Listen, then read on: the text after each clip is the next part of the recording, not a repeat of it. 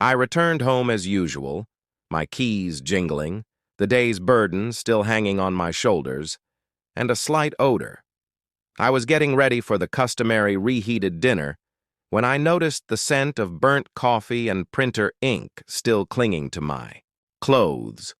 A look from Belle, who always spoke more in glances than in words, met me at the door.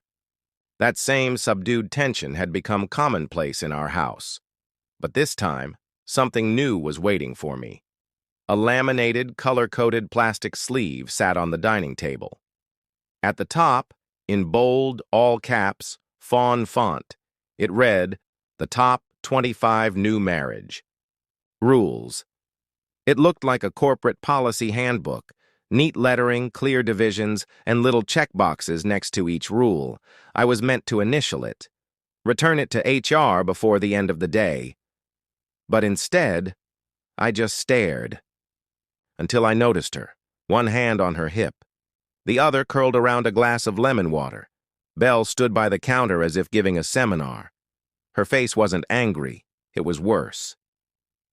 "You have two options," she said with controlled smugness, like she had finally discovered the answer to a question only she had been asking. Her tone was clipped and cold, as if reading from a teleprompter. "Accept my rules, or move out." I stared at the first page in silence. Then came the second, and the third. Each more absurd than the last. 7 location sharing requirements, pre-approval for any purchase above $40. Rule 12. No more than 15 minutes to reply to texts. Rule 19. No social gatherings without notice. Rule 24. Required end-of-day emotional check-ins for calendar entries. I kept flipping pre-written conversation starters. It wasn't a marital guide. It was a surveillance manifesto, a behavioral blueprint, masquerading as modern boundaries. And then it hit me. Not just the chaos of it all, but the calm assurance in her voice, the deliberate delivery. This wasn't sudden. This had been planned, brewed, tested.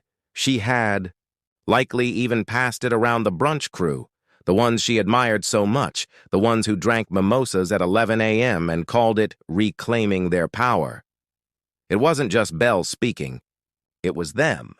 And she waited, watching, expecting me to get angry, defensive. She wanted an argument, to confirm I was the one who wouldn't listen, that I resisted authority, that she had no other choice. But I didn't give her that.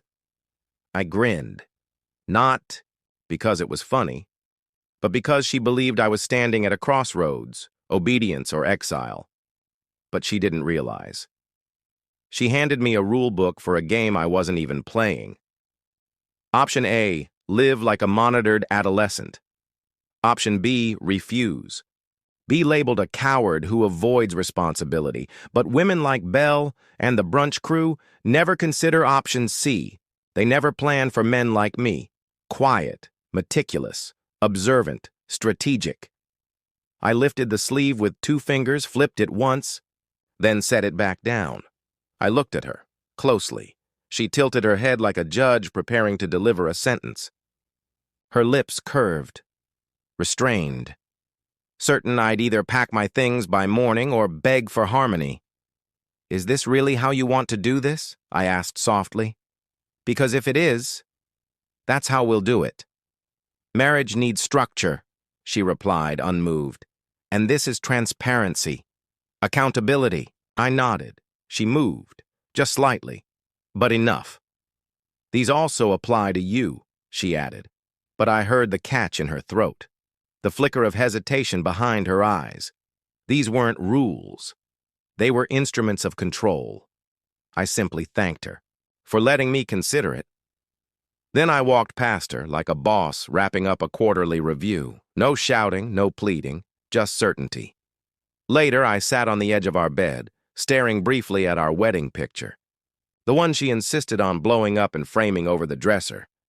We looked happy in that photo, laughing, loving.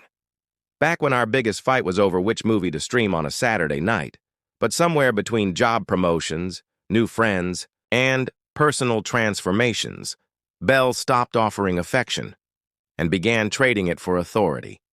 I overlooked it. Until tonight. No packing. No speeches, no drama. I had chosen option C, the unspoken path, no protest, no departure, no bending. Instead, I'd create my own rules, and I'd only need one. If we both don't live by it, it doesn't belong in this house. It began with breakfast. Hers, not mine. The way Saturdays used to begin, we'd sleep in, argue over pancakes versus omelets, spend the morning in sweatpants, and the evening in sweatpants. But things didn't change overnight. They never do, like mold behind wallpaper. It starts quietly. New friends, new smiles, lipstick I hadn't seen in years, but it wasn't for me anymore. The smiles tightened. Portia was the first. She wore wealth like perfume, entered rooms with a scent of success before she spoke. 2 divorces, worn like trophies, not traumas. Marriage is a boardroom. Love is optional, she once said, over speakerphone. I laughed. Belle didn't. Then came Kesha. She managed her marriage like an app. Bold, calculating, organized. She once told Belle she laughed while scrolling through her husband's Google Maps history. If he breathes too deep in a Sephora, I get the ping, she bragged. They laughed. Yvonne, the whisperer, was quieter but no less dangerous.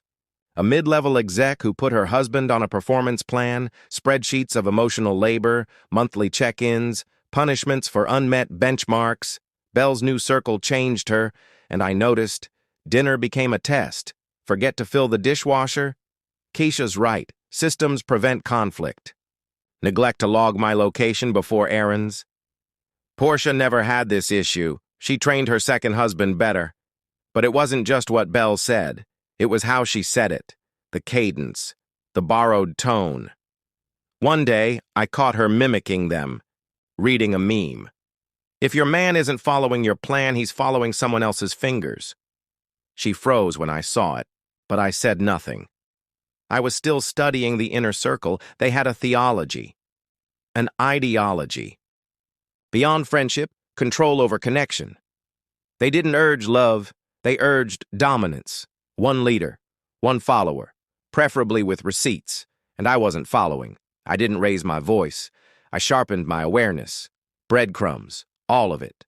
I paid attention, like when Belle praised Portia's accountability chart, or how Keisha's husband started reading self-help books. Every compliment was a command in disguise.